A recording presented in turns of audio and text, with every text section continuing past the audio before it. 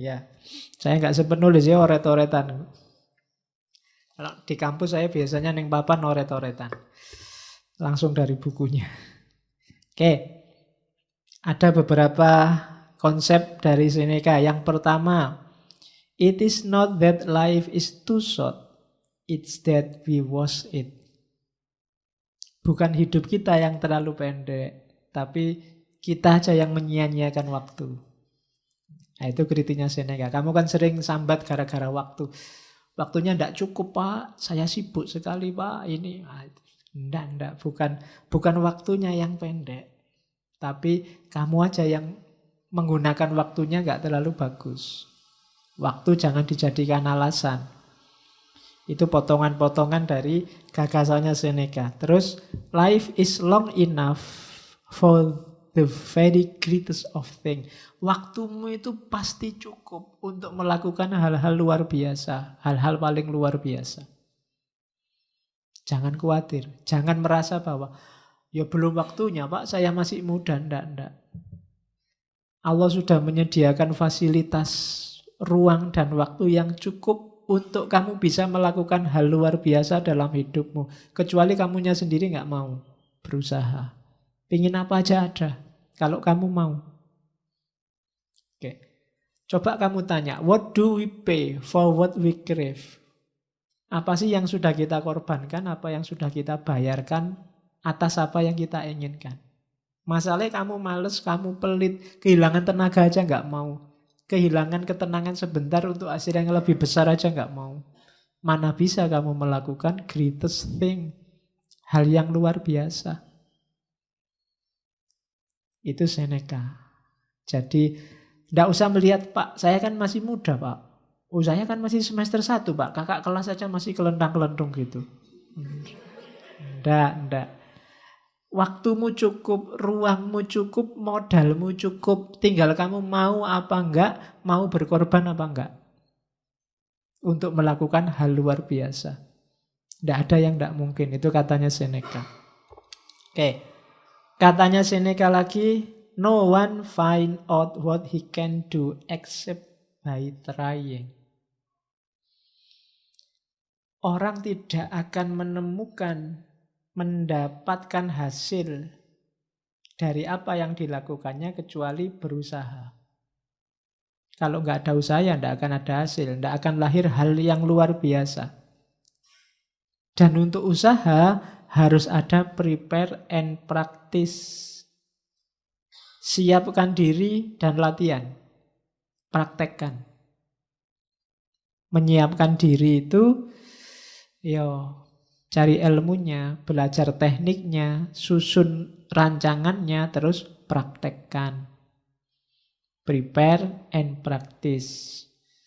Terus keep your goal, itu yang ada gambarnya itu, in view. Konsisten dengan targetmu. Syukur-syukur nanti kamu tulis di kamarmu, semester ini targetnya apa, atau minggu ini targetnya apa, dan fokus ke situ. Yang lain cemilan, makanan utamanya itu. Ya, ini logika cemilan sama makanan utama. Kemarin saya dengar ada kiai yang ceramah itu, besok kita di surga ketemu lagi sama istri kita waktu di bumi. Terus kita kan mikirnya, aduh, capek-capek ke surga, ketemu itu lagi. Iya, padahal di sini sudah ngempet, nggak mau macam-macam, ketemu itu lagi. Tenang aja katanya kiainya. Istri kita di surga itu makanan utama. Nah, nanti ada bidadari-bidadarinya, nah itu cemilannya. Ya, jadi makanya nanti yang di dunia belum punya istri, di akhirat sakit perut karena makan cemilan terus. Loh kan tidak ada makanan utamanya. Oke, terus ke sini. Jadi tetapkan targetmu, ukur kekuatanmu, itu kan rumusnya Seneca untuk jadi orang sukses. Joy and konsistensi, nikmati prosesnya. Jangan merasa sengsara kalau mengorbankan sesuatu. Jangan merasa berat kalau capek. Jangan merasa, nikmati aja prosesnya, menyenangkan kok. Oke, itu yang selanjutnya. Consider life as a whole. Kayak tadi, hidup ini kita mesin besar. Outer service itu melahirkan inner growth. Kita memperhatikan yang lain, melayani orang lain dalam rangka mesinnya ini biar bagus. Akhirnya apa? Diri kita juga berkembang. Jangan dikira kayak tadi mengorbankan untuk orang lain terus kitanya sendiri terbengkalai. Enggak. Kalau kamu memperhatikan yang lain, justru dirimu yang berkembang. Misalnya saya ngaji. Ini kan memperhatikan kalian. Harus siap-siap baca-baca, bikin-bikin PowerPoint. Tapi jangan dikira kalian yang untung besar. Saya yang untung besar. Aku dapat banyak. Paling kamu ngertinya dikit-dikit. Yang ngerti banyak aku. Kalau kamu bantu orang lain, jangan dikira yang untung orang yang kamu bantu. Ada inner growth di situ. Ada yang tumbuh dalam dirimu yang bermanfaat dan penting. Jadi ini sifatnya circle, muter. Outer service itu punya korelasi dengan inner growth. Melayani keluar itu punya korelasi dengan pertumbuhan di dalam. Semakin kamu mengabdikan hidupmu untuk yang lain, semakin dirimu berkembang. Maka joy and consistency, nikmati terus. Oke. Sama kayak itu lingkaran kedua, learn itu sekaligus teach. Teach sekaligus learn. Orang yang ngajar itu sekaligus belajar, orang yang belajar itu hakikatnya dia sekaligus mengajar. Siapa yang diajari? Dirinya sendiri. Kalau kamu belajar itu kan kayak orang ngajar. Ngajari siapa? Dirimu sendiri. Kalau kamu ngajar, sebenarnya juga kayak orang belajar. Saya ngajari, sebenarnya juga saya belajar. Nah, itu teorinya Seneca. Oke, dan kalau pengen lebih sempurna, associate with those who make you better. Jangan ragu-ragu untuk kerjasama, asosiasi, nyari kolega yang bisa membuatmu lebih baik. Itu Seneca. Terus ada lagi Epictetus. Epictetus itu dia yang bilang bahwa filsafat itu harus benar dan praktis. Jangan cuma benar saja. Benar saja lahirnya perpustakaan dan buku. Tapi harus praktis, biar bisa jalan dalam kehidupan kita sehari-hari. Kemudian dalam hidup kita harus fokus pada what is in your power.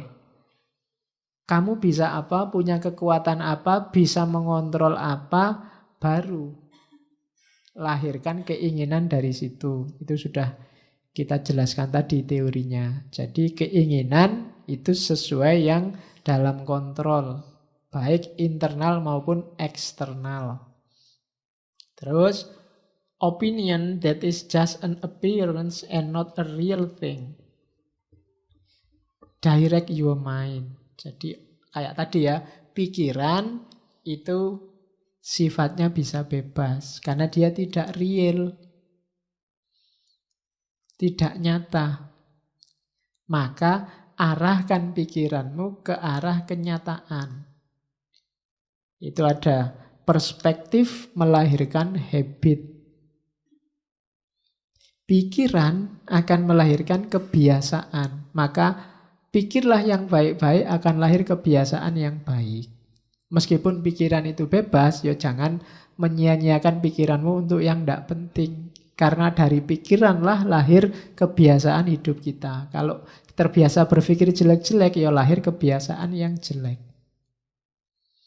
Sehingga Epictetus punya semboyan, death in unavoidable, life noble. Kematian itu tidak bisa dihindari, maka hiduplah dengan terhormat. Ya.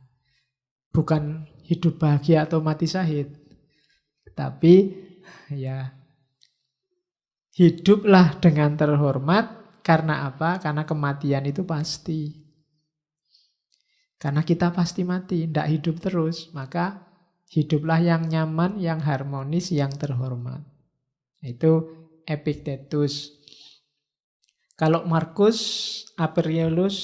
Aurelius, ya beberapa potongan dari tulisannya, misalnya, you don't need to go to the mountain, you can whenever you choose read it into yourself. Kamu nggak harus capek-capek naik gunung untuk memahami alam semesta.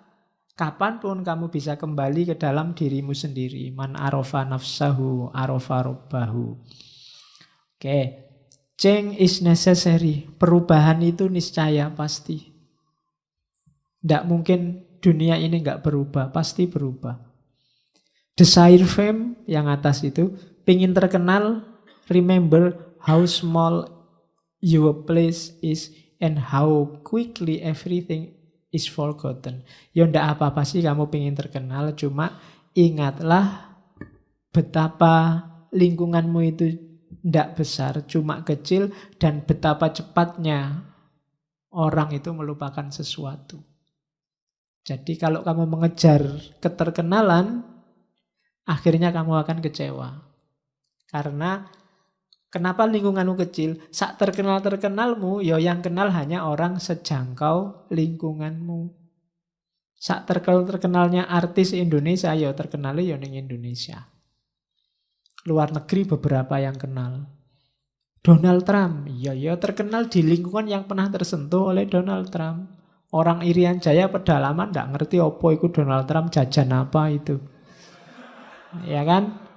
Misalnya Donald Trump tersesat di pedalaman Afrika gitu ya, orang Afrika nggak ngerti. Bahwa dia orang penting ya dianggap orang biasa kan gitu aja. Jadi kalau kamu mengandalkan keterkenalan, siap-siaplah kecewa. Ini sudah siap-siap ini. Orang kota, mahasiswa Jogja pulang kampung, enggak ada yang kenal. Enggak ada yang menghargai sama sekali. Gimana orang-orang ini? Ya karena andalanmu fame. Fame itu enggak bikin kecewa. Dan how quickly everything is forgotten. Bahkan yang kenal dirimu pun ya di titik tertentu bahkan lebih sering lupanya daripada ingatnya. Mereka punya hidup sendiri-sendiri. Emangnya terus yang mengidolakanmu 24 jam mikir dirimu? Ndak. Katanya siapa? Kamu ketemu saya ya nek pas ono aku Pak Faiz salaman cium tangan, habis itu ya mikir urusanmu sendiri. Emangnya mikir aku terus kan ndak. Ketemu artis ya pas ketemu artis itu kamu wow salaman. Pulang ya mikir urusanmu lagi. Emangnya artisnya mbok pikir terus. Itulah fame. Jangan ketipu oleh fame. Apalagi cuma jempol di Facebook. Ya. Wah, yang like banyak sekali, terkenal berarti aku. Kamu bisa ketipu kalau kayak gitu. Wong ada yang like-nya itu otomatis. Pokoknya temen posting ya like gitu aja. Kadang nggak ngerti isinya. Kadang bapaknya sedang sakit minta doanya dijempoli. Alhamdulillah bapakmu sakit. Oke. Ya kan begitu kadang-kadang. Terus renew your spirit, perbarui semangatmu. Obstacle are fuel if the fire is strong. Semakin kuat niat, semakin kuat halangan. Biasanya begitu. Itu teorinya Marcus Aurelius. Be careful about your mental habit. Hati-hati dengan kebiasaan mentalmu. Coretlah yang emosi, gunakan reason. Be flexible, adapt. Fleksibel lah, beradaptasi. Karena situasi lingkungan itu berubah-ubah terus. Role models, what would they think and do? Boleh kamu nyari role model. Kalau ada orang yang bijaksana. Kira-kira kalau kamu mengidolakan Nabi Muhammad, boleh. Kira-kira kalau ada kasus gini, Nabi Muhammad kayak gimana ya responnya? Dia senyum apa ngamuk, apa ngepruk-ngepruk, apa-apa. Nah itu role model, boleh idolamu. Pak Yaiku kalau ada kasus gini gimana ya, boleh. Itu shortcut untuk lebih mudah ketemu solusi. Terus ya, Ada yang dikurung itu, very little is necessary for a happy life.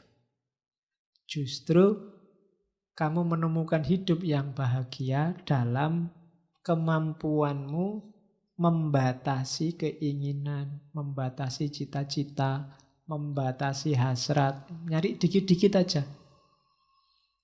Ketika nyarimu banyak, biasanya kamu akan kecewa. Semakin macam-macam dan banyak keinginanmu, semakin jauh kamu dari kebahagiaan. Itu Markus.